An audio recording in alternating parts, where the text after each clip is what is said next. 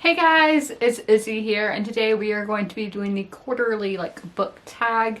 This one's not as popular as the mid-year tag, but we're still going to do it because I am somebody who really enjoys these videos, and I love just keeping up with everybody's reading stats and that kind of thing, like what was their favorite, what was their least favorite. And we will be looking at my StoryGraph stats at the end of the video, so be sure to stay tuned for that. And I will have chapters, which are the sections of the video, so if you want to skip to a certain question or skip to a certain section, you are free to do so. Let's get into it.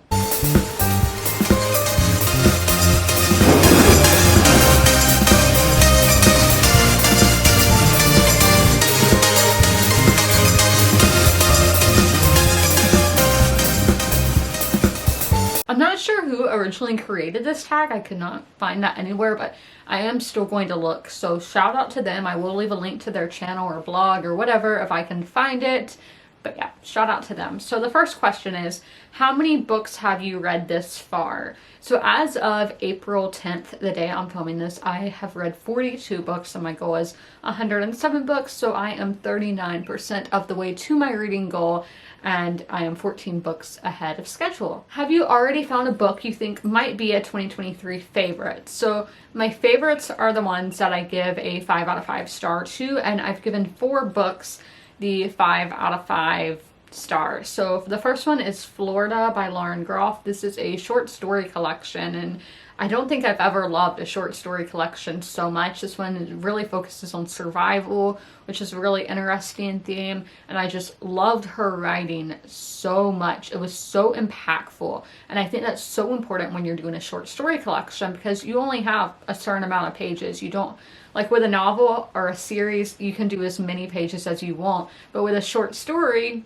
short is in the title, so you have to keep it kind of short, and you have to be able to impact the person for the story to be good, and she did a great job with that. The next one is No Exit by Taylor Adams. This is going to come up again later. This is a thriller, and it is set on a snowy December day. I don't know. This would be a good one to read around Christmas time, but it's snowy. Yeah, it was Christmas time in the book.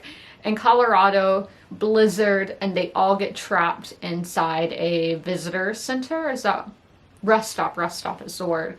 They all get trapped in there for the night, and things go crazy. And then my next one, next 5 star, is Get a Life, Chloe Brown by Talia Hibbert. This is a very popular book, so if you have not heard of this, where have you been? This is about a girl who chronic illness has played a big part of her life, and she feels like it's taken so much from her life. So she makes a list of things that she wants to do, and just to kind of get her life back for herself, and she might fall in love along the way. And then we have Betty by Tiffany McDaniel. I did a whole review on this book. I will leave a link to that in the description and in the pinned comment of this video. This is a historical fiction. It was one of my 5-star predictions, so it did live up to that. And it is set in mainly the 1950s rural America in Ohio. And it just shows how raw and gritty it was, and all the trauma this family goes through. It's powerful, emotional, and a masterpiece. So our next question, any 1-star books or least favorite books of the year? So I haven't given a 1-star yet. I did DNF Dune by Frank Herbert, which Dune, I was going to give it a 2-star, but I was like, if I'm not done with this book by the end of January, I'm going to DNF it, and I wasn't done. So it just wasn't for me, and that's the thing with classics, is that book might have been the first to do these tropes, but since then, we've had those tropes 100 times, so it can just kind of get boring, and yeah, it was fine. To most genre read so far, so that is historical fiction, which is no surprise. I think I said 2, but that's not the second question. But historical fiction, I've read 10 historical fiction books. It is my favorite genre, so it's no surprise that I have read 10 of them. Next question, a book that surprised you. It's one of those 5 stars, and that is No Exit by Taylor Adams. I am someone who's not a huge fan of thrillers. I know, unpopular opinion, but I don't know. They never really work out for me, but No Exit did for some reason. So a book that came out, that's come out in 2023 already that you want to read but haven't yet. So I do have it right in front of me. And that is A Day of Fallen Night by Samantha Shannon. So this is the prequel of Priory of the Orange Tree. That's how big it is. That's why it's going to take me forever to get to this, because this is intimidating and I just have to find the perfect time, which will probably be in the winter because I usually read big heavy fantasy in winter. So it's going to be a while before I get to this. And just look how cool this cover is. Very cool. What's the it's blue. Interesting. Wasn't expecting that. But this is the one. It came out at the end of February, maybe? I think the end of February. But I cannot wait to get to it because the the other book in this universe is my favorite standalone fantasy novel. Okay, the next question is one goal you made that you're succeeding at. And for me, it's reading more poetry, reading more short story collections, and being able to have full thoughts on them. Because I used to read that kind of stuff and be like, oh my gosh, what do I rate this? How do I feel about this? And now I've just gotten so much better at analyzing poetry and short stories. So I'm proud of myself for that. The next question. One goal you made that you need to focus on. Being able to go with the flow, because I get so set on numbers. And I'm like, okay, I have to read 9 books this month. I have to do that. I have to read these books on my TBR.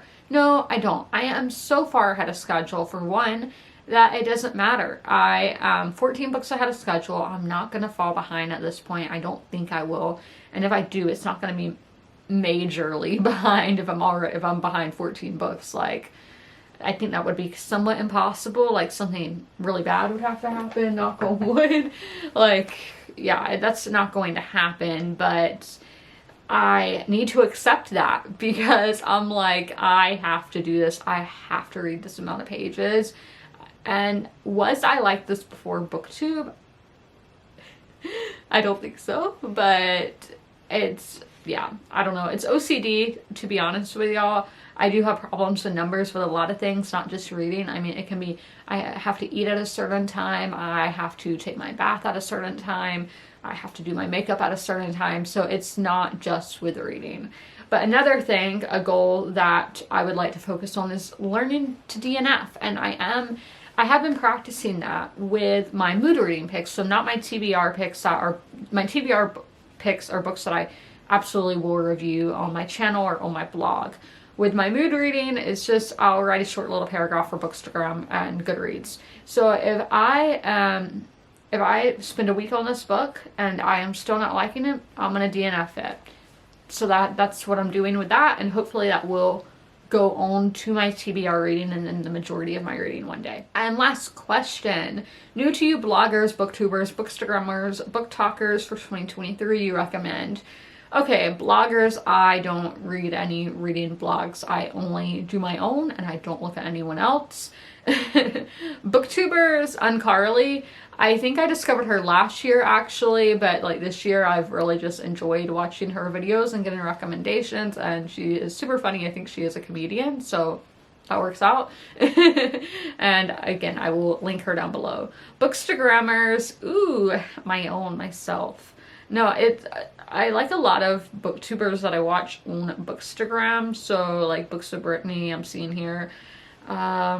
Yeah, like I follow a lot of bookstores, but I see content on Bookstagram, but I don't really know who's uploading it because facial recognition. No, I have terrible facial recognition. So I don't know. And then book talkers, I don't have TikTok, so I don't have a favorite book talker, but it would probably be those like same people I watch on BookTube. But I hope you guys enjoyed this video. Feel free to answer any of these questions down below, specifically like which have you had a favorite book this year. And yeah, oh, I need to do the story graph. I totally forgot about that, so hold on. So with story graph, this is going to be going until April 10th, so I do know that is like 10 days over the quarter. So we have it doesn't count my DNFs, like there is a DNF category. So for my read books, it says 107 that's my goal, but it says 41 books read with 38% of the way to my reading goal, and it says brilliant, you are ahead by 12 books. So again, it's not counting DNF. So I've read 41 books completed, I should say, and 15,680 pages. My biggest moods are reflective, emotional, dark, challenging, adventurous, informative, tense, and mysterious, and then the others are like too irrelevant. So pace, the majority of the books I read are medium paced at 51%, and then slow pace at 29%, and fast pace at 20%. We love fast paced books, but I don't read enough of them. So for page numbers, the largest amount is 300 to 499 pages, being at 46%, which I do feel like that is the average book length for most books. Coming in second, we have less than 300 pages, which is 44%. That's going to be all those poetry and short story collections. And then 10% of the books I've read have been over 500 pages. So for fiction versus nonfiction, I've read 88% fiction and 12% nonfiction. And then these genres, you can see it's a long list, and I think I'm going to include screenshots on the screen. But the most I've read is historical, then contemporary, literary, romance, fantasy, classic, thriller, short stories, poetry, feminism, young adult, mystery, history, comics, and then the rest are like one book. And then for format, so I've read 10,706 pages, and then I've listened to 136.23 hours of audiobooks. So to put that in percentage-wise, that's been 78% in print, 20% audio, and 2% digital. And then 3 of the books I've read didn't have a format on Storygraph, but as you can see, it was probably one or the other. And then my most read author has been Irene Sola. I've read all of her published books at this point. So I'm like, Irene, can you can you publish more?